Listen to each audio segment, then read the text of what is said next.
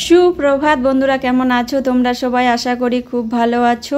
আমি ববিতা মণ্ডল চ্যানেলে আরও একটা নতুন ভিডিওতে সবাইকে ওয়েলকাম। অনেক অনেক ভালোবাসা জানিয়ে আজকের ভিডিওটা শুরু করতেছি। তো দেখো সূর্য মামা কীভাবে সারা সকালবেলায় হেসে হেসে উঠতেছে। মানে কি বলবো, সকালবেলা যদি এত রোদ হয়, রোদের তাপ, মানে সকালবেলাটাই ঘুম থেকে উঠেই দেখি এত পরিমাণে রোদের তাপ। তো যাই হোক, ভালোই হয়েছে।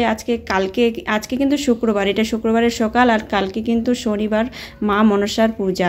তো কালকে মনসা পূজা যেহেতু, তো অনেক কাজ আছে, কাছাকাছি করতে লাগবে, তাই তার জন্য এই রোদ্রুটা দরকার ছিল। কিন্তু অনেকটাই গরম, তো কি করব বলো, গরমের মধ্যে কাজ করতে তো মানে কারোই ভালো লাগে না, কিন্তু করতে তো হবেই। তো দেখো এদিকে সকাল সকাল, অনেকটা সকালেই উঠেছি আমি। তো এখন 5:30টার মতো বাজে, আর অনেকক্ষণ আগে উঠেছি। তো ঘরের এদিকে কাজবাজ সেরে তো উঠানটাকে ঝাড় দিয়ে নিচ্ছি। তো দেখো স্কুল যাব দেখে সকালবেলা ঘুম থেকে উঠে আমার এদিকে রান্নাও হয়ে গেছে, সমস্ত কাজ বাজ সেরে আমি স্কুলে যাব দেখে রেডি হয়ে গেছি। স্কুলেও মানে রাস্তার দিকে গেছি, তারপরে হচ্ছে শুনতেছি আজকে বাংলা বন স্কুল বন্ধ। তো যাই হোক, স্কুলের ছুতায় আমার সমস্ত কাজ তো হয়ে গেল। তো চলো স্কুল থেকে চলে এসে ওকে ড্রেস খুলে দিচ্ছি। তো আজকে বলে বাংলা বন, তো আমরা জানতাম না, আর স্কুল খোলাই ছিল, তো বাংলা বনের জন্য স্কুল বন্ধ। তো ভাগ্যিস স্কুলে আমরা রাস্তায় বের হইনি, মানে আমাদের বাড়ি থেকে বের হয়েছি, তো একটু দূরে গেছিলাম। তো বাড়ি থেকে বের হয়েছি, আর তখনই রণদীপের বন্ধুর মা হচ্ছে ফোন করে বললো যে আজকে হচ্ছে বাংলা বন, এই জন্য স্কুল বন্ধ। মানে ওরাও স্কুলের জন্য রেডি হচ্ছিল যাওয়ার জন্য। তো ফোন করে শুনে টিচারের কাছে যে বাংলা বনের জন্য স্কুল বন্ধ আছে কিনা, কারণ ওরা জানতো আজকে বাংলা বন, আর আমরা জানতাম না যে আজকে বাংলা বন। তো চলো স্কুল যখন বন্ধ ঘুরে আসলাম, তো কি আর করবো, ভাগ্যিস বেশি দূরে যাইনি, আর দেরিও হয়ে গেছিলো, যার জন্য ভাবছিলাম যে তাড়াতাড়ি স্কুলে যাই। তো চলো রণদীপকে ড্রেস খুলে দিলাম, তো ওকে আমি এখন খাওয়াই দেবো, কারণ 9টার দিকে পড়াতে আসবে আজকে দিদিভাই, যেহেতু স্কুল নেই। তো চলো তোমরা সাথে থাকো, দেখো। আর আজকে অনেকগুলো কাপড় কাচতে আছে, তার কারণ কালকে হচ্ছে মনসা পূজা, তোমরা সবাই জানো। কালকে কি বলবো, সবার বাড়িতে মনসা পূজা হবে, তো কিছু ধোয়া কাচা করতে হবে।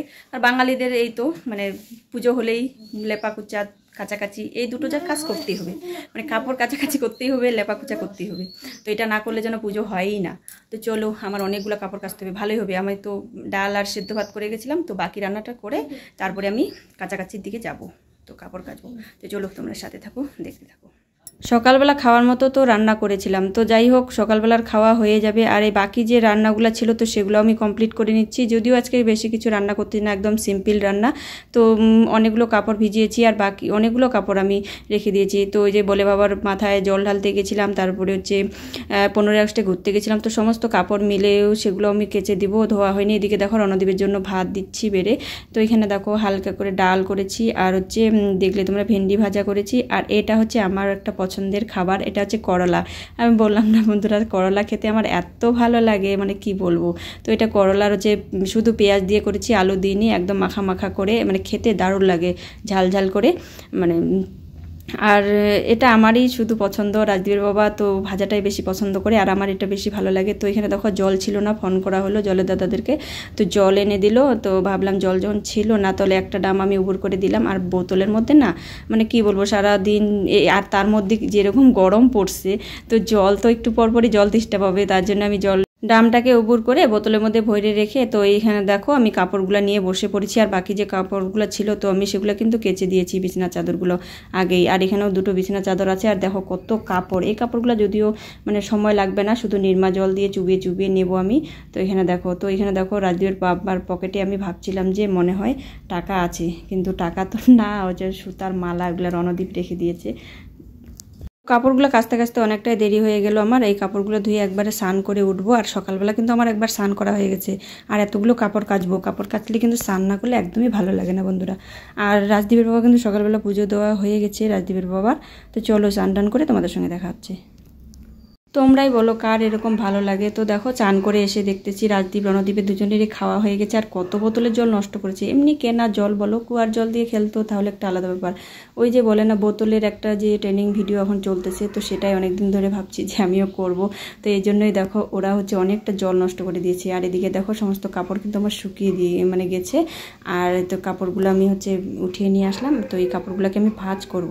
তো চলো আর বিকালের যা টুকুটুকি কাজ থেকে আর সেগুলো সেরে নিই। হ্যাঁ, আর বন্ধুরা তোমাদের তখন বললাম না আমি, যে আমি তো অনেকগুলো বোতলেই জল ভরে রেখে দিয়েছিলাম, কিন্তু ওদের জন্য দেখো কতগুলো জল নষ্ট করেছে।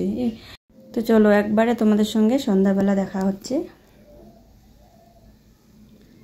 তো তো এই দেখো বন্ধুরা রাত্রে আজকে হচ্ছে দেখো এখানে পাশেই দোকান হচ্ছে বিরিয়ানির দোকান, তো 3 প্যাকেট বিরিয়ানি নিয়ে আসছে। রাজদীপের বাবা তো খাবে না, এটা হচ্ছে চিকেন বিরিয়ানি। তো 3 জনের জন্য 3টা বেড়ে নিলাম, নিয়ে এখন আমরা খাওয়া দাওয়া করবো। আর রাজদীপের বাবার জন্য হচ্ছে ওর জন্য আমি ভাত রান্না করেছি। আর দেখো তো বন্ধুরা আজকের মতো টাটা, সবাইকে ভালো লাগলে অবশ্যই লাইক কমেন্ট শেয়ার করে পাশে থাকবে। টাটা, সবাইকে ভালো থাকবে, সুস্থ থাকবে, দেখাবে।